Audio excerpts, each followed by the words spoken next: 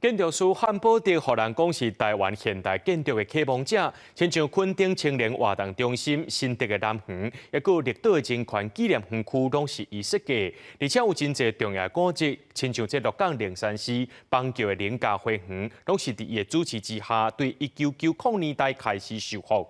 今年拄好是伊别逝满10年，为了要纪念汉堡德的贡献，国立台湾博物馆举办特展，要向这位有文化深度的建筑师致敬。 因为建筑是为人服务的，是不是？不是给你，你自己家里你爱怎么做怎么做，是不是？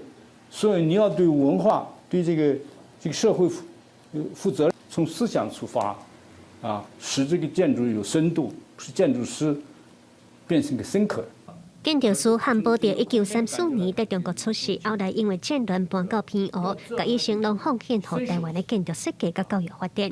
伊伫2014年过身，才到80岁。伊在生时创办建筑甲建划、景甲上等等的建筑杂志，嘛做大学教授启蒙侪学生。但已经过身满10年，为着要纪念汉堡德的贡献，国立台湾博物馆为伊办特展。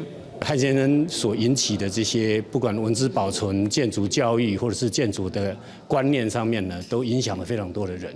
那台博馆这次为汉先生办的这个展览呢，是挑选了很重要的几件作品。 汉堡德毋但是绿岛纪念园区甲林权纪念碑的设计师，乡村有一大片古早厝形式的垦丁青年活动中心，嘛是伊规划设计的。汉堡德非常注重文史，伫1990年代启动大博馆和鹿港龙山寺等等古迹的修复。伊的查囝表示，虽然老爸过身遮久，不过伊嘛真幸运，全台湾拢通看到老爸的形影。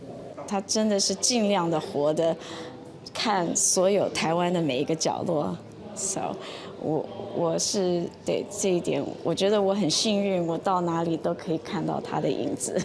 大博馆表示，汉堡德是台湾战后非常重要的建筑家。这届规划特展计共是选出1960年代至1990年代14件代表性的建筑作品来展出。